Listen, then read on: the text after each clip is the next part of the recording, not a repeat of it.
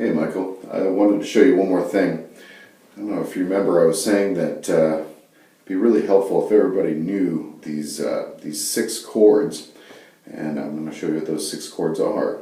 First of all, I wanted to talk to you about inversions, or what a chord is. A chord is 3 notes. It's the root note, it's the 3rd note, and it's the 5th note. Now in any scale, the root note and the 5th note never change, but when you're playing a major scale or minor scale, the 3rd will change. And that's the difference between this sound, major and minor.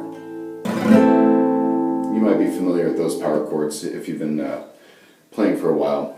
Anyway, let's just take a part of that chord, just 1,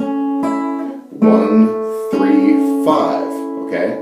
Now an inversion, all an inversion is you are flipping those notes around. So here we have, what do we have? There's our 1, and that must be our 3 and our 5. And then down here, there's our 1 in the middle, 1, 3, and then 5 on top. You don't have to know which one is, which necessarily with guitar. You know how it is with guitar. You're playing shapes, unlike a piano. So if you don't want to worry about which is the 1, 3, and 5, I guess I don't really think about it too much. I just think about the shapes. So let's get down to it. Let me show you the shapes of these inversions. I'm going to show you 3 major inversions and 3 minor inversions off A major and A minor. Since a note is only 3 notes, there can only be 3 arrangements of them. So, once you pass the 3rd, then it just repeats all the way up the neck if you can reach. Anyway, so let's take a look at the major. Major goes like this. You know that chord. Okay. By the way, I'm going to play all these, I forgot to mention, I'm going to play all these off of the D, the G, and the B string. You can find these all over the guitar neck, but I find it really easy to first learn what's right smack in the middle, and then as I get comfortable, reach out and find other stuff on other strings. So let's just go like this. 1, 3, 5. Excuse me. Let's not worry about the order of the notes. I don't care anyway, and I don't think you will either. So you know that chord. We go all the way. You know this chord. Power chord. Just take these 3. What you're doing is you're stacking your fingers. Let's see, we're on the 7, 6, and 5, going from the D, G, and B. So, and then we're going to slide it all the way up to here. And let's see where we are. We're on 11, and we're on, that would be 9, and then 10. You might recognize your D shape here. It's like taking the D shape and then dropping that note on top. So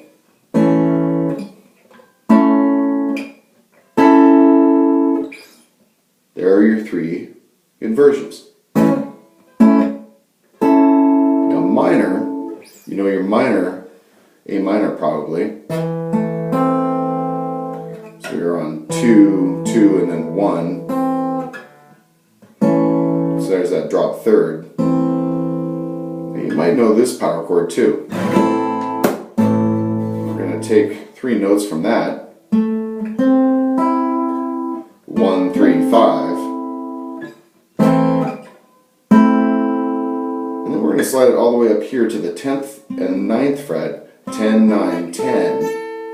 It's kind of a backwards D shape, or you might play a D7 down here. But we're going to play it right here on the 10, 9, 10. 10, 9, 10. So here's what we've got. In the major, so why does that matter? We got those chords down, we learned how to play them. What that allows us to do is not get stuck in the same old place. Let's just use an example. I'm going to play A minor and D minor. And this gets really boring after a while if these are the only chords you know.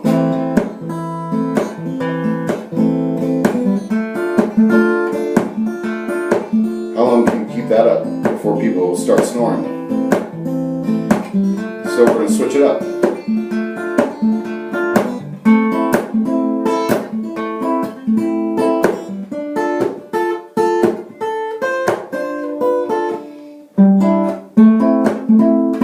Let me slide up here.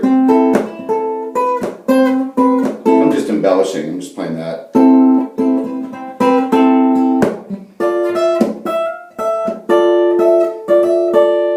Now I haven't shown you how to play these triads off of the high strings, or the high string or the low strings on purpose, because I don't want to give you too much information.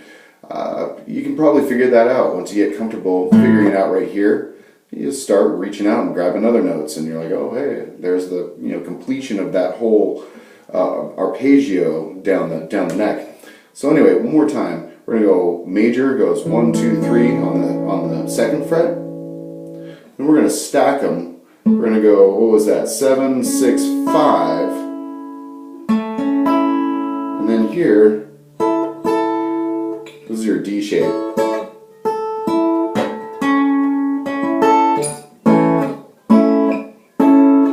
Minor shape, so it goes 2, 2, 1, then it goes 5, what is that, excuse me, 7, 5, 5, you got a kind of a backwards D shape here, on the 10, 9, 10. Now all of these I'm playing on the D, the G, and the B string. Anyway, so that's going to give you some variety. I recommend take a chord progression that you got and try it in a different place on the neck.